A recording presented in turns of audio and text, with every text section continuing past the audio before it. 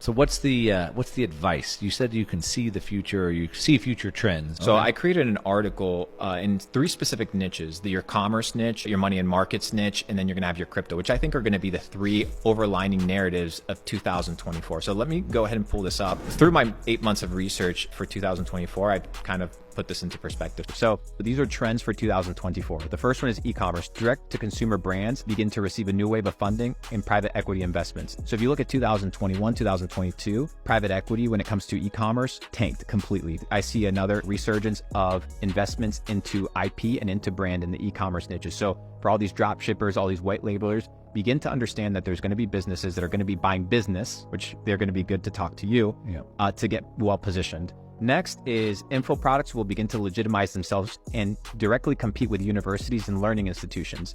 So now why would I listen to this professor that's never been overseas about international business when I can go and sit down with somebody that has international business experience and just listen to them on YouTube? So now you have e-learning, which has been almost any phase of new technological advancement, usually gets capitalized and captured by low interest and more predatory individuals. So you look at 2017, 2015, 2014 crypto, it was more scammy, right? Because it's brand new, there isn't real shit built on it. It's the same thing with info products and e-learning. The first people on the initial wave was the people that could milk the money off. But today you have real learning institutions online that are competing with the best of the best. I see this as a trend in 2024. Next is political themed e-commerce and drop shipping. So all 2024. Because it's an election year? Yes, massive. I made a ton of money selling a Donald Trump coin last election.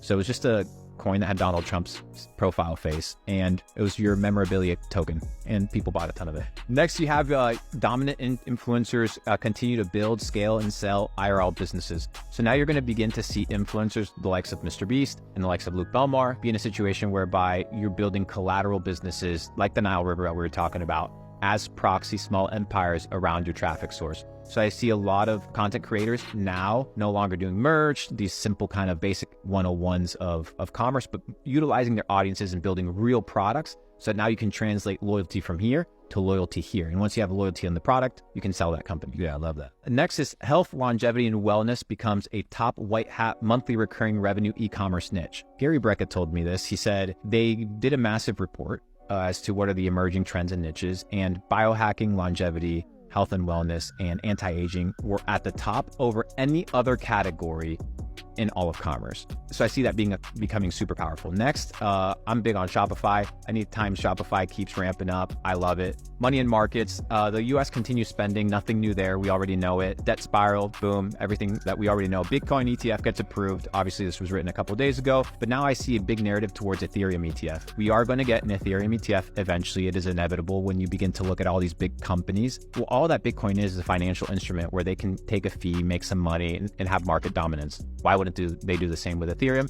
And why wouldn't they do that the same with a basket of crypto assets? So it's worth considering at least paying attention. Next, you have your competing layer ones. So you have Solana, you have AVAX, you have these other kind of chains that people like to have high frequency trading ecosystems take place. So for example, you have this whole shitcoin ecosystem, which people like it, hate it, it's irrelevant. It's a system that exists. Bitcoin can't sustain that ecosystem because Bitcoin isn't designed for high frequency trading. So now you see a lot of layer ones that are designed for people that want to buy $6 worth of something, and it's only going to cost them a fraction of a penny. There's a market for that. I think that that's going to be one of the narratives that's going to be taking place when it comes to money and markets. So anything that's layer ones that dominate with high frequency trading, I think it's going to be dope. PayPal and Robinhood stock, super underperformed stocks. I think now that the market begins to take form, there's a high likelihood that these stocks perform extremely well. Venture capital, private equity begins to invest into crypto infrastructure. So a lot of companies that are risk adverse towards projects that have token allocations and tokens, there's companies that will not touch this for legal purposes, but they will still buy infrastructure in crypto. They will still buy SaaS in crypto. So for builders, you don't necessarily need to launch a token. You don't necessarily need to build something that's what's already been built. You can build a crypto-friendly company that is of interest for people that are in the crypto space, but that isn't tied to crypto specifically. Now you can invest not in tokens, but in projects that sustain the crypto ecosystem. I see a massive narrative there. For crypto and DeFi platforms shift focus to reducing retail onboarding friction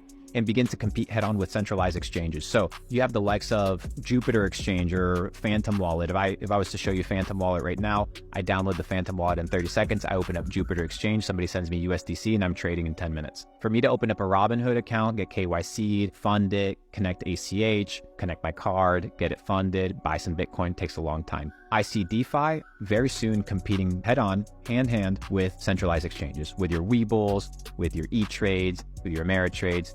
DeFi is getting really, really crazy, and it's getting really, really well funded. NFTs with high viral IP become multi-billion-dollar brands. NFTs are merely your ability to hold on to a percentage or a piece of a company or be part of a community. Companies that have high value IP that can merge into the real world are going to do extremely well. You have the likes of Pudgy Penguins. You have a couple other companies that are doing extremely well. These are worth considering and looking into only if they have real world applications. You look at the likes of, you talked about Pokemon. Pokemon, that's IP. So you're not investing in Pokemon cards, you're investing into the IP that gives the Pokemon cards value. And I think that that's one of these narratives that's going to be taking place. Next is tokenized assets under management. So I see a big play. Larry Fink has been talking about the tokenization of all real world assets, everything, real estate, mortgages, your bank statements, your car loan, your house, anything is going to be tokenized. So companies that begin to build portfolios or begin to take money in to manage assets in a tokenized format, I think are going to become extremely popular. Next, we have more publicly traded companies begin to add Bitcoin to their balance sheets. I think now that you had this reporting system kind of update, my companies have Bitcoin in their balance sheet.